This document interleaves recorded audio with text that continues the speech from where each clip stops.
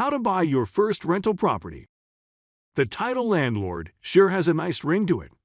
In many senses, it's a dream job in which there's always demand and prices only ever go up. But how exactly does one become a landlord? Aren't rental properties expensive? Well, in this video, we show you how to buy your first rental property.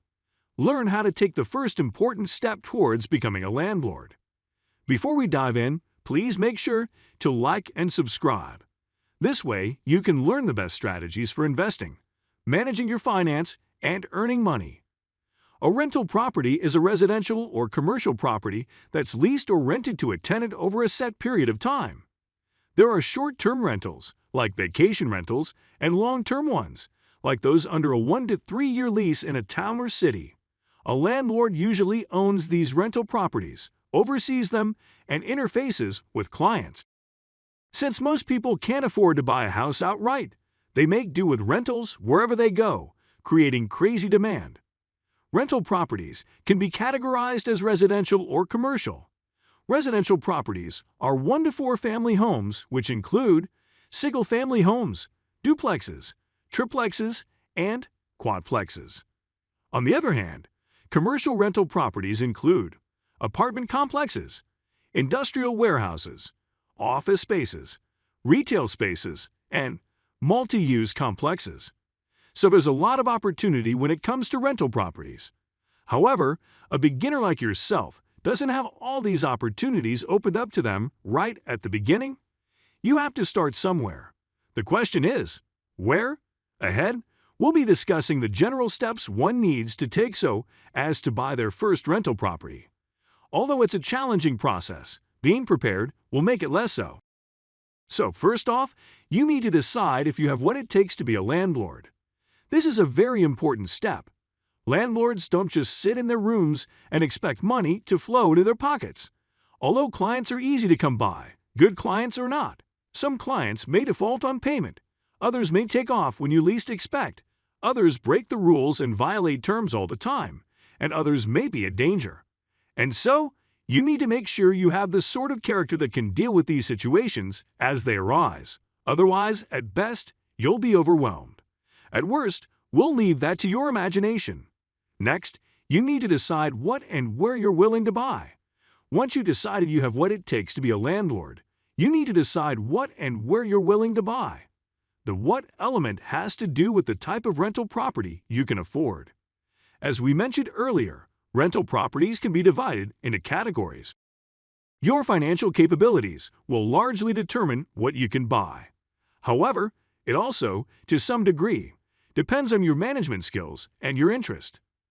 As for the where element, well, you know what they say about real estate, that it's all about location, location, location.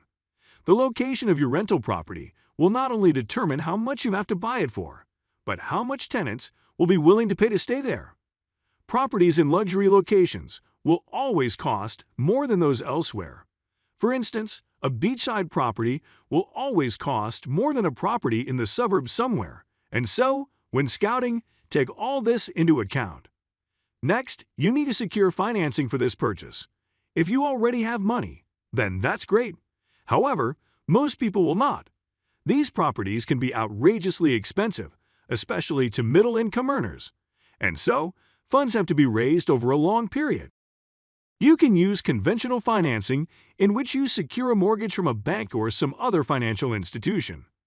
Otherwise, you can try asset-based loans. This is a strategy in which, similar to an angel investor, someone will be willing to fund your investment. However, they need to make sure the asset in question is solid and will generate profit for them in the future. The primary condition for approval is that the property generates sufficient cash flow to cover the mortgage payments with a reasonable cushion. Specifically, the lender uses a metric called the Debt Service Coverage Ratio, or DSCR. There are other financing options as well, and these come with their pros and cons. However, these are the two main processes you should be looking to finance your rental property. Next, you need to figure out how to manage the rental property.